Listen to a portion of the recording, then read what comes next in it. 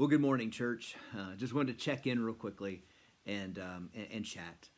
Have an opportunity this morning just to record this video and just want to check in with everybody. In fact, I'd encourage you to send some comments and messages back to this video. Let us know how you're doing, how we can pray for one another. Let's do that. What needs maybe we're aware of, and just kind of check in digitally. Let's do that, church, and pray for one another. Yesterday, Church Sunday, about 100 of us here, and I'm just going to tell you, it was a sweet spirit. A lot of us just thinking, man, this is surreal, this is weird. But I am not lying, nor am I exaggerating when I say there were a few moments during worship when I stopped singing because I couldn't. I just kind of caught up in the worship, and I listened. And I'm not kidding when I say 100 people sounded like 400. It was powerful. It was powerful for us as a church to lift our voices in worship, in confidence, and trust in the Lord.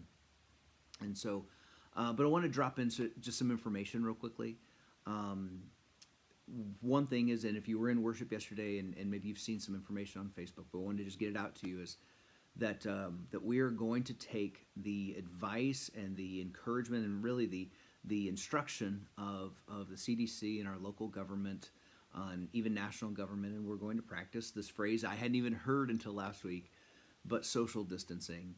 And whether you think we're overreacting or not, that's okay. But in order to keep our people as safe as possible for at least the next 2 weeks, the leaders and I have decided to suspend corporate worship services for the next 2 weeks, at least. And then we will reassess during that time what to do next and how to deal with that moving forward. And it may go longer than that, but for at least the next 2 weeks. And so we're going to encourage people to do kind of what we're hearing across the board, is to as best we can stay home, stay safe, stay not necessarily isolated, but avoid unnecessary crowds. And we can do that. But just because we're not going to meet at the church, hear this, just because we're not going to meet at the church doesn't mean we're not going to meet as a church. And we are. We are even today having a strategy meeting here as a staff, and some of the leaders are going to get together, and we're going to figure out how to best leverage this online ability that we have to communicate the gospel and to encourage one another as often and as best as we can. And so we're committed to providing an opportunity to connect together online every week that we are not able to meet physically together at the building. And we're going to try some new things probably and try to leverage some of the technology that we have available. But and you'll get more information on that, but we will do that every week. We'll have the opportunity to share music together, share prayer together, and to share the message together. And so we'll get more information on that as we go, but we'll encourage you to be a part of that. And so here's what kind of that means, I think, for us as a church, is that everyone who has the capacity to be online, for at least right now, it's primarily going to be via Facebook, just because that's the opportunities and the options we have available at this moment. But we're exploring opportunities beyond that. But it'll be online. And certainly everybody who's able to do that, to get online, get on Facebook, my page, the Catlin Church of Christ page, you can get into that, watch it live, and as appropriate, perhaps even invite others who can get together, maybe a very small group, home to home, maybe house church-like, and as appropriate, maybe even invite a neighbor or two to come along and just say, hey, would you like to go to church with me? Even though going to church, in this case, is your house. And so if you're going to do that, maybe let us know. Maybe let us know, and we can provide, make communion supplies available to you. If you're going to have maybe a small group or maybe what we call house church opportunity together, we'll encourage that. Just let us know. Again, we really do want to avoid large crowds. We want to avoid anyone who might be feeling unwell, meeting with others. But I think we'll still be able to worship together even in some small groups. And so maybe there's someone that you know that doesn't have online opportunities, or they can't get online, or whatever it is. Invite them as you're able, and say, let's do church together on Sunday, and we'll get more information out about that. And so, but a second thing I want to share with you is in the world of needs, is that during this season, however long it lasts, and it won't last forever, but however long this lasts, we want to encourage you that if you or someone you know has a need that emerges, maybe it's a kind of shortage on some groceries or some sort of need that you become aware of, let us know as a church. Maybe contact myself or the church office or staff, and give us as much information, specific information as possible.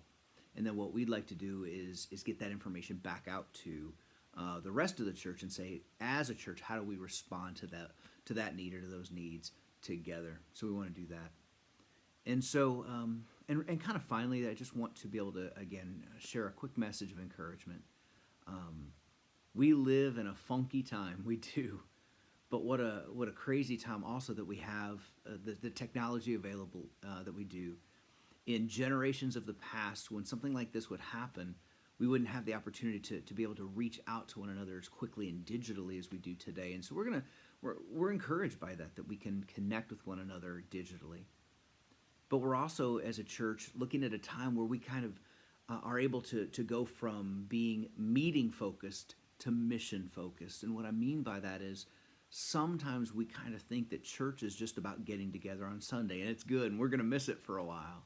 I think it's going to be awesome when we have a chance to get back together. But sometimes I think we can fall into the trap of thinking that church is just simply where we go on Sundays, the meeting. But right now we have an opportunity as the church to remember we're about mission, that we have a mission to serve God and to love God and to trust God, but also to communicate that to others and to serve our family, our friends, our neighbors. That as a church we would have, look at this opportunity that we have in front of us to say we have the ability to bring hope and help to those who need it. So let's, church, be on the lookout for mission. But also let's use this time to reconnect with the Lord and to maybe put our distractions away, and some of them have been taken away from us anyway, to reconnect with Him in reading and studying and praying and worshiping. And let's use this time to reconnect with our families, the people right around us.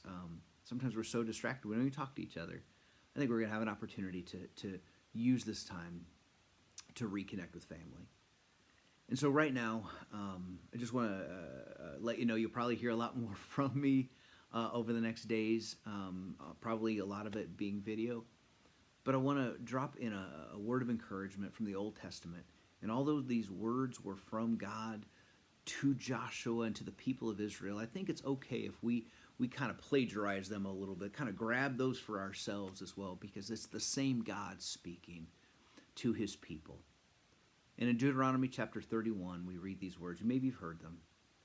So be strong and courageous. Do not be afraid and do not panic before them. For the Lord your God will personally go ahead of you.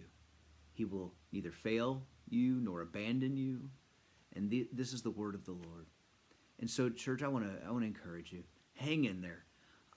Look for more information about how we're going to connect digitally. Look for ways to serve one another and look to God during this time. And it's not going to last forever. We're going to get through this. And in the meantime, let us not be terrified or afraid, but strong and courageous. I love you, church.